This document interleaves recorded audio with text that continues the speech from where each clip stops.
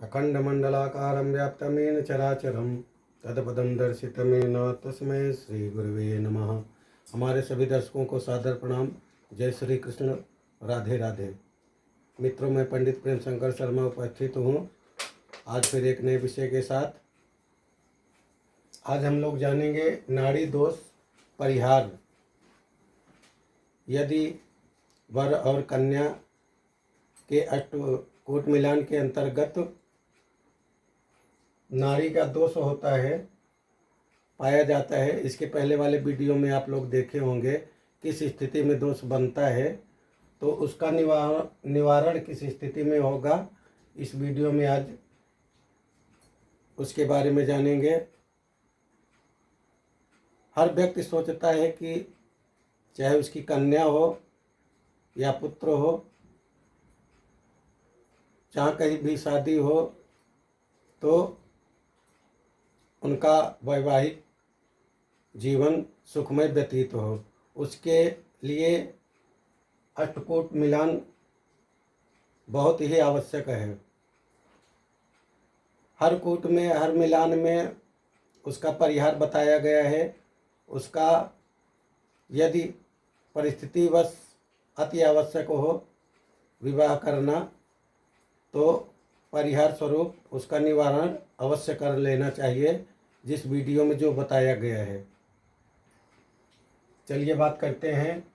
कहा गया है, रात्रिके भिन्न मृक्षम दवे श्याम नक्षत्रैक्ये व्यास युग्मम तथैव नाड़ी दोषो नो गणानां च दोषो नक्षत्रैक्ये पाद भेदे शुभम स्यात्। और एक जगह कहा गया है, एक नक्षत्र जाता नाम नाड़ी दोषो न विद्यते अन्यरक्ष नाड़ी भेदेषु विवाहो वर्जितः सदा। और एक जगह क्या कहा गया है, दंपत्योरेक नक्षत्र भिन्न पादे शुभावहम दंपत्योरेक पादे तु वर्षांते मरणम ध्रुवम। ये तीनों श्लोक का तात्पर्य है, यद्यपि वर कन्या का एक ही नक्षत्र अथवा एक ही राशि होने से नाड़ी दोष का परिहार माना गया है, परंतु यदि दोनों के नक्षत्र चरणों में समानता हो अथवा नक्षत्रों में पाद भेद हो, तो विवाह सर्वदा त्याज्य एवं वर्जित होगा।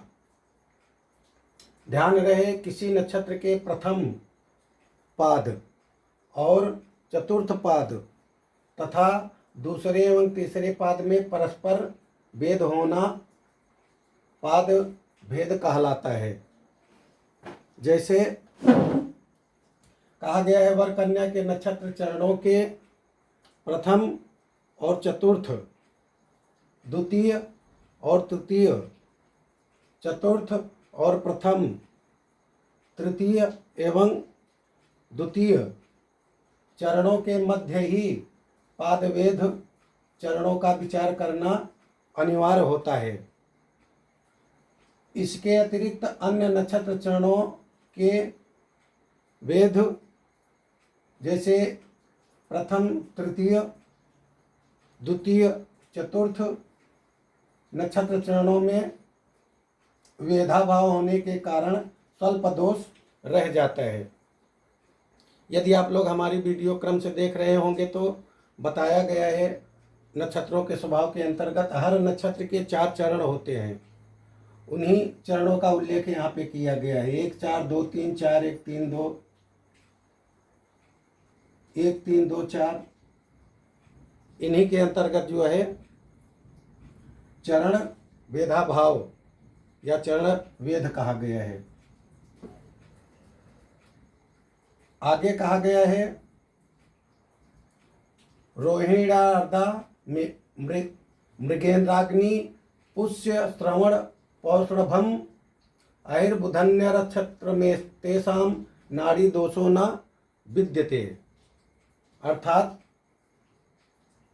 ज्योतिष अनुसार रोहिणी, मृगशिरा, आर्द्रा, ज्येष्ठा, कृत्तिका, पुष्य, श्रवण, रेवती एवं उत्तरा भाद्रपद इन नक्षत्रों में उत्पन्न वर और कन्या को नाड़ी दोष नहीं लगता।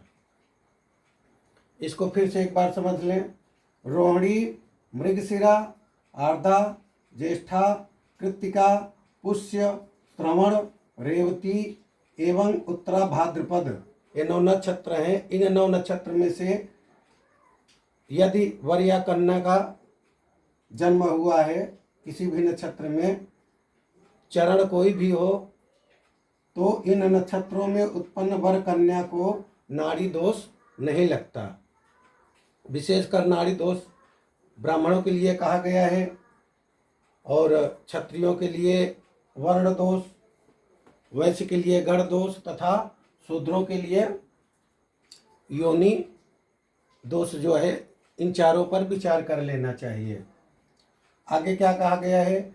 नाड़ी दोष की शांति के लिए श्री मृत्युंजय मंत्र का जाप यथोचित संख्या में करके ब्राह्मणों को गौ, वस्त्र, अनाज, घृतादि सहित भोजन एवं सुवर्ण, चांदी, रत्नों की दक्षिणा आदि से संतुष्ट करने से नाड़ी दोष का परिहार हो जाता है।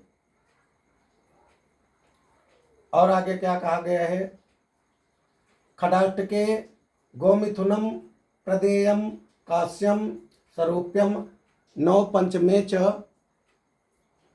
नाड्याम सुवर्णान्य मथो सुधेनुम द्विद्वादशे ब्राह्मण तर्पणम च। अर्थात शत्रु खडाष्टक होने पर गो, मिथुन, गाय और बैल, 9 पंचम में चांदी, कांसे का बर्तन, नाड़ी दोष में गाय, अन्य, सुवर्ण, वस्त्रदान तथा द्विद्वादश में ब्राह्मणों एवं सुपात्र जनों को यथाशक्ति भोजन, दान, दक्षिणादि द्वारा संतुष्ट करने से मिलान संबंधी अष्टकोट दोषों की शांति हो जाती है। ये नाड़ी दोष के अलावा और भी दोषों का, जैसे खडाष्टक, 9 पंचम और द्विद्वादश के अलावा नाड़ी दोष का भी बताया गया है। आगे क्या कहा गया है? हेमाज्यरत्न गोदानम मृत्युंजय जपस्तथा कुर्यादवस्य मुद्वाहे नाड़ी दोषा अपनुत्तये।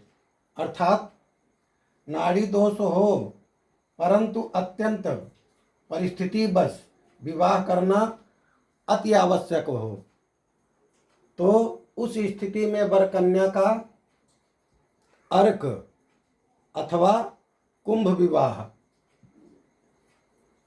महामृत्युंजय जप, सुवर्ण, रत्न, चांदी, अनाज आदि के दान, ब्राह्मण भोजन आदि के पश्चात ही विवाह कार्य करना प्रशस्त कहा गया है। ये परिहार है। पूरे जो अष्टकूट मिलान के अंतर्गत 8 गुण मिलान कहे गए हैं, सभी का सार जो है इसमें इतने में ही दिया गया है। एक बार फिर से इसको सुन ले। नाड़ी दोषों की शांति के लिए श्री मृत्युंजय मंत्र का जाप यथोचित संख्या में करके ब्राह्मणों को गौ, वस्त्र, अनाज, घृतादि सहित भोजन एवं स्वर्ण, चांदी, रत्नों की दक्षिणा आदि से संतुष्ट करने से नाड़ी दोष का परिहार हो जाता है। आगे और क्या कहा गया है? शत्रु खडाष्टक होने पर गो, मिथुन अर्थात गाय और बैल, 9 पंचम में चांदी, कांसे का बर्तन, नाड़ी दोष में गाय, अन्य, सुवर्ण, वस्त्रदान तथा द्विद्वादश में ब्राह्मणों एवं सुपात्र जनों को यथाशक्ति भोजन, दान, दक्षिणादि द्वारा संतुष्ट करने से मिलान संबंधी अष्टकूट दोषों की शांति हो जाती है। अष्टकूट 8 कूटों की शांति हो जाती है। नाड़ी दोष हो परंतु अत्यंत परिस्थितिवश विवाह करना अति आवश्यक हो, तो उस स्थिति में वर कन्या का अर्क अथवा कुंभ विवाह, महामृत्युंजय जप, सुवर्ण, रत्न, चांदी, अनाज आदि के दान, ब्राह्मण भोजन आदि के पश्चात ही विवाह कार्य करना प्रशस्त कहा गया है। आशा करता हूँ कि हमारे द्वारा दी गई जानकारी आप लोगों की समझ में आ गई होगी। इसी के साथ एक निवेदन भी करता हूँ कि यदि हमारी वीडियो अच्छी लगती हो तो आप लोग हमारे चैनल को अवश्य सब्सक्राइब करें, शेयर करें, लाइक करें। और इसी के साथ मैं अपनी वाणी को विराम देता हूँ। सर्वे भवन्तु सुखिनः, सर्वे सन्तु निरामयाः, सर्वे भद्राणि पश्यन्तु, माँ कश्चित् दुःख भाग् भवेत्। ओम शांति शांति शांति, सुशांतिर्भवतु, सर्वारिष्ट शांतिर्भवतु।